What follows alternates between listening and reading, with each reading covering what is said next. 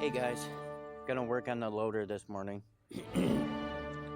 Gonna change out a bunch of wires. Probably gonna change out all the wires in here. Like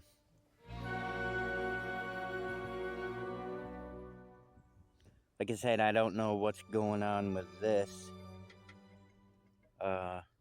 This goes up to this switch here,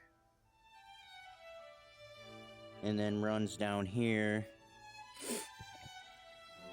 Because one goes to the starter and one goes to the alternator. The red one goes to the starter, and this other one goes to the alternator. And they all come from right here. So I've got these big wires here that I'm gonna probably use for that. I'm gonna put different ends on them. So the one that says battery, the red one, that's gonna go to the starter. And then the other black one will go to the alternator. And then I know this is for trailer lights and everything, but there's still good quality wire. I'm going to use this to replace some of the smaller wires in here. You know, like the wire that goes to the side of the starter. You know, this old piece of crap. I gotta run a new one for the alternator that goes over to that box thingy, which is probably the charging mechanism thing. I don't know. Then there's a couple of other wires in here that I'm gonna change out too. So, alrighty. Well, let me start cutting and putting new ends on and all that stuff. And I'll be back when I get the new wires in place and all that stuff. So give me, I don't know, an hour or so, or a couple hours or whatever, because I want to go slow and take my time and do it right, you know. So there's nothing wrong with the wiring. There might be something wrong with the starter, you know. So, because like I said, when that little starter wire was on here, when I tried to put a wrench on this to loosen it up to take that wire off, this whole post was spinning. Like when I it's not spinning now because I got them all loosened up, but this nut was screwed all the way up against the starter. There was a wire in between, and then this was screwed up against the wire. Well, when I tried to unloosen this whole post right here was turning. So I had to put a wrench on this one to hold this so I can loosen this one up. So this whole post right here is spinning inside the starter, which is probably not a good thing, right? So when I get the wires put on and stuff, it might be this starter, this post right here, because the push button, the wire that comes off the push button goes right to that. So if this is broken inside and it's spinning and it's not making good enough connection, that's probably why it's not starting, because there's no connection for the electricity to come down into here to jump across here to start the engine. That's what I'm thinking. So alrighty, well, let me get to work and find out if that's the problem or not. Hey guys, Well, I fiddled around with this and shit, and I did get it to turn over when I jumped it here, and then it started making like a little click, click, click noise. I was like, what the fuck? And I thought it was this box here, this little electrical box thing. And then I was clicking the button some more, and then I heard clicking down in here in the starter. So I did what most mechanics do. They would tap the starter on the top.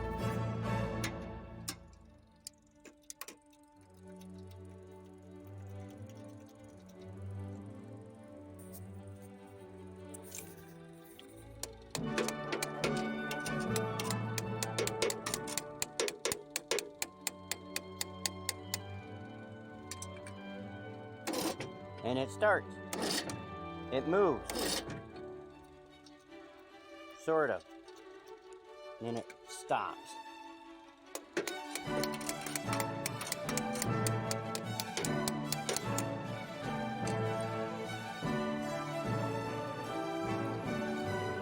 Yep, now it's not moving at all. It's the starter. That top piece right there is the starter. Yep.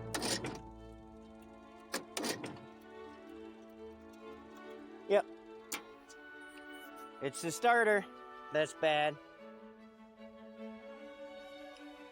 So now I know that it's the starter and I can tap it. What I'm going to try to do is I'm going to put the manifold back on. I'm going to put the other manifold. I'm going to put the two manifolds back on. I'm going to hook this shit back up. And I'm going to tap that starter and choke it to see if I can get it running long enough to get it up to the house or by the garage. And then I'll have to pull the manifold back off to get the starter off to get a new starter. So got to put the manifolds back on, get it up to the house, pull the manifolds back off, get the starter off, and find a new starter somewhere. Alrighty, that's where I'm at. That's what I got to do. I'll be back when I hopefully get the machine up by the house. Well, hey guys, got her up here.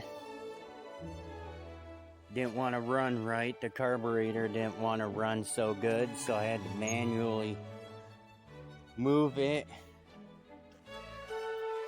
Had to manually move the throttle because the throttle wasn't working right. So, yeah. Anyways, I got it limped up here.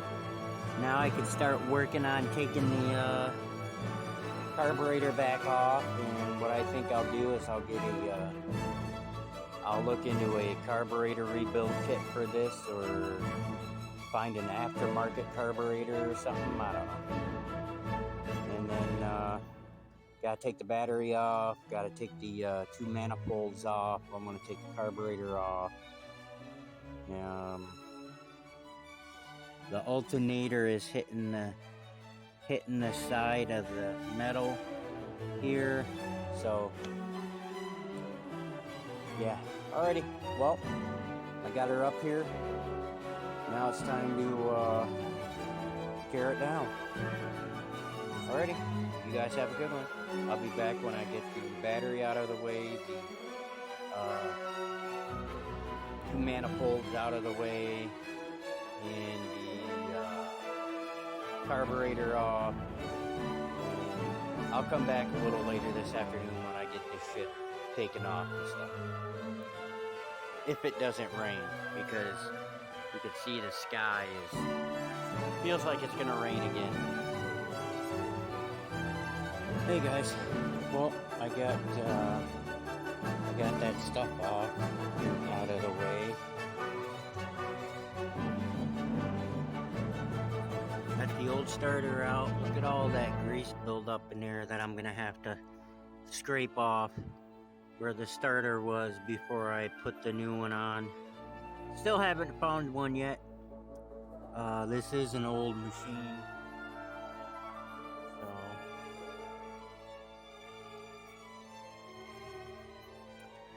I'm gonna have to call the parts store and give them that number on that engine plate so they can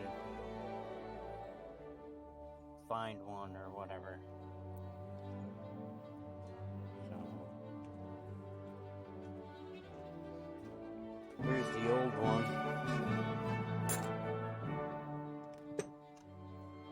This thing probably original to the machine. It's probably never been changed in its life.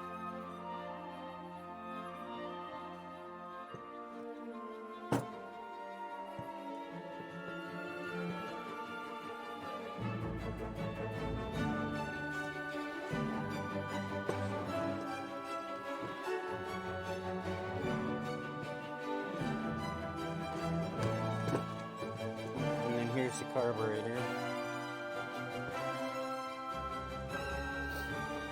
There's the diaphragm that goes up and down that pumps fuel into the carburetor.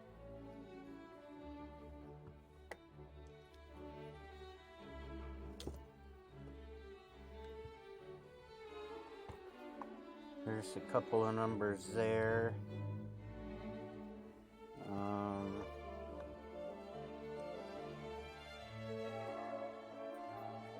There's the name of it.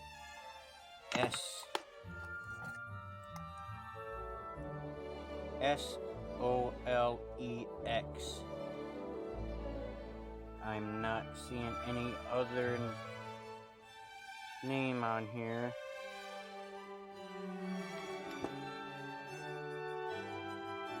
Plus I think that's kind of hard to see the numbers, but the numbers are right there. Alrighty, I have to take some pictures of this and pictures of the name and the number that's stamped in it. Some pictures on the outside and underside so I can find the right kit for it. Maybe find a good aftermarket, Chinese aftermarket carburetor or something. Now this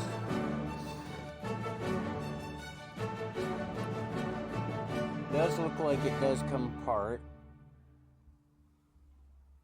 There's 4 little, probably they're 8 mil. Let me see, here's an 8 mil right here. Nope, smaller than an 8 mil. Yep, smaller than an 8 mil. I don't know if I can fix this or not, you know, by taking this unit off and seeing what's going on in there. There could be some,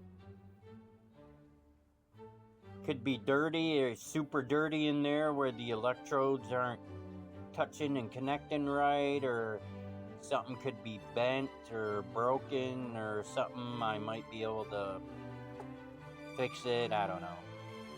But anyways, alrighty, you guys have a good day. I'm done for the day. I might work on this starter a little bit to see if I can take this apart, see if I can fix it or not. But other than that, I need to get some pictures and look online for some parts. Alright, you guys have a good one.